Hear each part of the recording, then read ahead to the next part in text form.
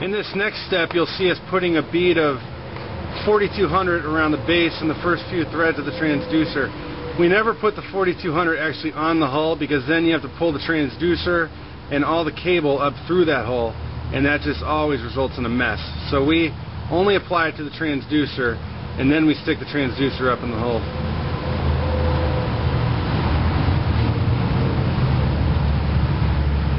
We'll go around this one a few times to get a couple good beads of 4200 around it. Okay, the transducer's got a nice couple beads of 4200 around the bottom, and now it's ready to insert into the hull. So what we'll do is feed the wire up into the hull and insert the transducer, and we'll pay attention to the arrow on top to make sure we get it in the right direction the first time, because we're going to put tape on the bottom to hold it up in there.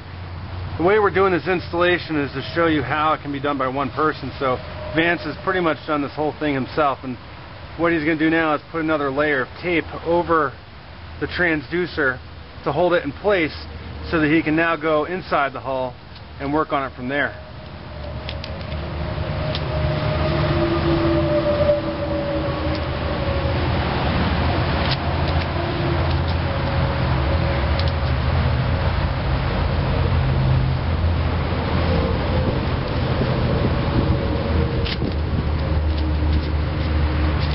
So that'll hold it in place, and now the next step's going to be inside the bilge, and we'll get the retaining nut and that gasket put in place, and this transducer will be just about done.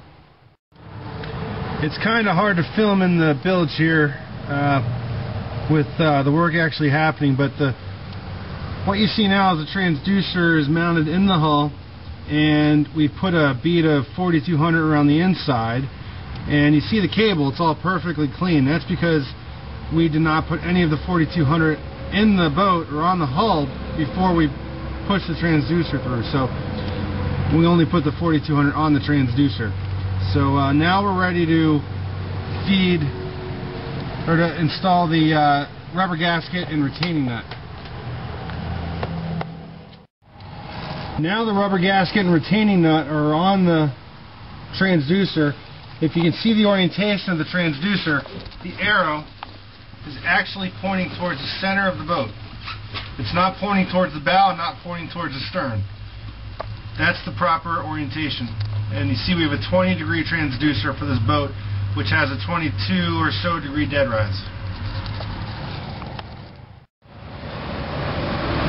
If you're having trouble determining your dead rise, you can buy one of these angle finders. What you do is lay it up against the hull, and it'll give you a reading in degrees of what your dead rise is. Then you can buy the right angle transducer. The Airmar B60 and the B164 are offered in 12 degrees and 20 degrees, so you can buy the one that most closely matches your dead rise. Okay, now it's all tightened up. You see we have a good bead of silicone that's, 4200 that's crept out around the whole transducer, and the rubber gasket is nice and compressed, and our flashlight is dead. But you see, that's what it should look like after it's tightened down and done. So as far as the bilge is concerned, we're done from this end. Now we're going to go to the outside and pull off the tape. Alright, we're going to pull off all the tape, and what this should leave behind is the transducer with just a little bit of 4200 around it, and it'll be real easy to clean up.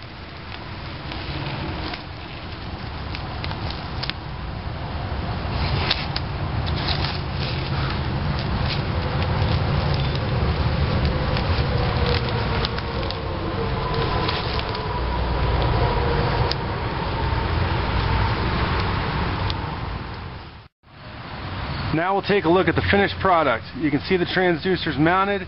It's all clean on the face.